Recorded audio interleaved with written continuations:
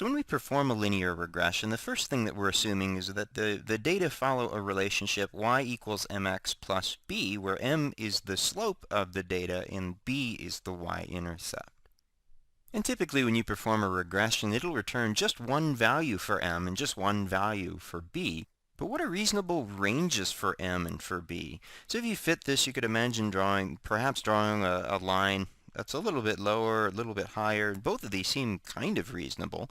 And on the left, the graph on the left, the data are more tightly clustered around the line, but we see a bigger uncertainty for the data on the right. So if here, it might be justified that we'd have a bigger range of the slope or a bigger range for the y-intercept. And the idea is, how can we quantify the ranges in some way? A useful way to do this is to calculate confidence intervals for both m and for b. And the confidence interval in the graph on the left will be tighter or narrower than the confidence intervals on the graph on the right. So in other words, on the graph on the left, we have a better handle or a better idea of the true value for m and a better idea for the true value for b. To get a better idea of what these confidence intervals actually mean, I'm showing you something that we never get to see in real life. And that's the true line, the true experimental result that we're trying to identify. In this case, the true value for b is 10, and the true value for the slope is 8. And for this experiment, let's measure values of x. We're going to measure actual data points at values of x of 1, 3, and 5. And for each of these, I've created a normal distribution centered on the actual line, and it has a standard deviation in this simulation of plus or minus 4. When I run some simulations, most of the random data that we'll select will be towards the center of these normal distributions, but it's not impossible to collect data out here in the range. It's just highly unlikely. For this graph on the right, I'm using the same intercept of 10 and the same slope of 8, but I'm using a tighter standard deviation of only 2 units for these normal distributions. And what these represent are experimental uncertainties. So it could be noise in your instrument, it could be variability in temperatures that you've measured, or if you're measuring weights of people or something like that. It just represents the inherent uncertainty for every value of x equals 5. For example, we'll see just some uncertainty in the value of y that we measure. And it's important when we perform a linear regression, when we calculate these confidence intervals, that the underlying distributions are all normal. And that's something we can test, but we have to make that assumption to begin with. Because remember, in real life, you never get to know what the true curve is, and you never get to know the true standard deviation of the uncertainty for each value of x. To demonstrate how this works, I'm going to run a simulation that generates 2 values of y at each of these x locations based on the normal distributions. And again, it's more than likely that the simulations are going to pick data points towards the center of the distributions. And as I cycle through, we see by and large they're centered about the true values of m and b. Now what I've done is included a dashed line that indicates the line of best fit. And this is the line you'd get by performing a linear regression.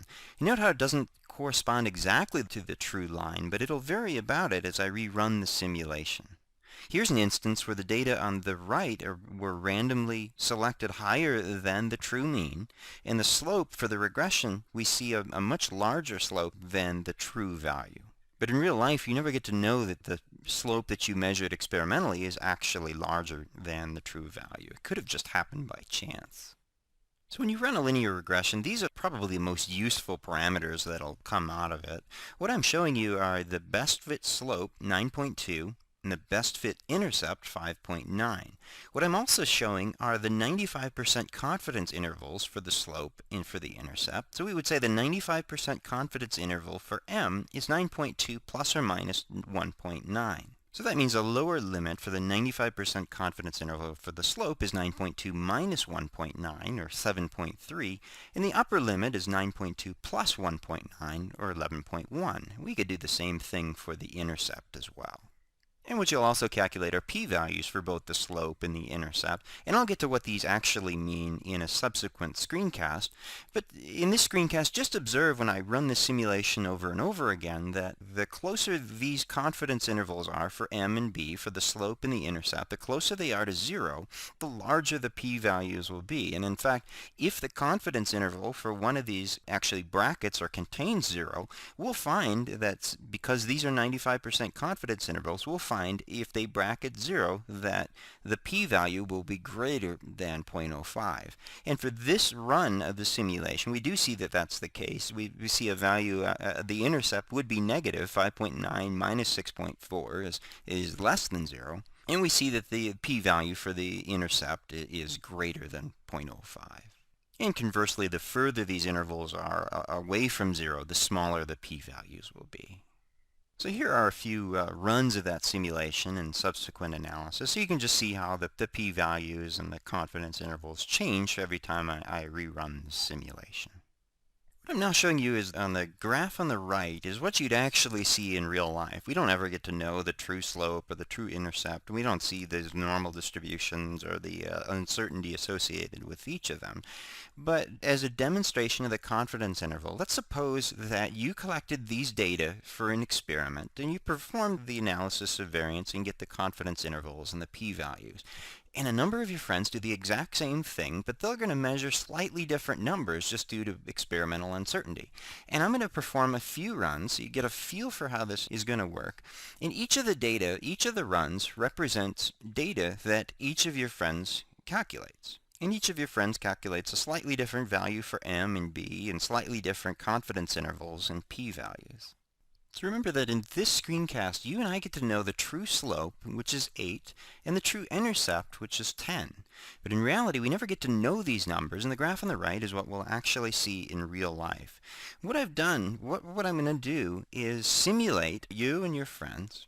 And since you and your friends are calculating and reporting 95% confidence intervals, it means on average 95 out of 100 of you are going to calculate intervals that do contain the true slope and do contain the true intercept. But we never get to know which of the 5 of you actually missed them. So 5 out of 100 of you, on average, are going to miss the true slope and the true intercept. So on this first one, the slope of 9 plus or minus 2.9, the 95% confidence interval for the slope, does contain the true slope, 8, and the intercept, 6.2 plus or minus 9.9, does contain the true intercept of 10. And I'm tabulating the number of runs that we've conducted and the number of intercepts that missed and the number of slopes that missed, the number of confidence intervals of both that missed the true values. So if I go to run number 2, again, both of the confidence intervals have encompassed it. We continue down. And in run number 5, we missed one of them. So we keep cycling through.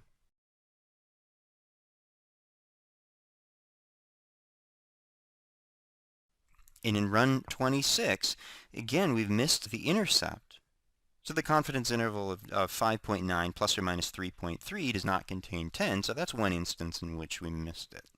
And also note that neither the confidence interval for the slope or the intercept contains 0, so we observe that the p-values for both the slope and the intercept are less than 0.05. So I'll keep running through. We'll see how many of these we actually miss when I do 100 runs. Remember, we're expecting about 5 for both of these things. It could be a little higher, it could be a little lower. It's all random, but on average it ought to be about 5. So here I've done 100 runs, and 4 of the confidence intervals, 95% confidence intervals for the intercept missed, and 3 of the 95% confidence intervals for the slope actually missed. So it's a little less than 5, but on average it'll be 5. So if I ran 1,000 runs, I would expect somewhere close to 50 for both of these. And when I run 1,000, I do get something that's closer to 50 in both cases. So that's the meaning of a 95% confidence interval in a nutshell. It just means that if you and 999 of your friends ran the exact same experiment, about 50 of you would miss either the true intercept or the true slope, but we'd never actually know which of you missed because the only thing you actually see is the graph on the right.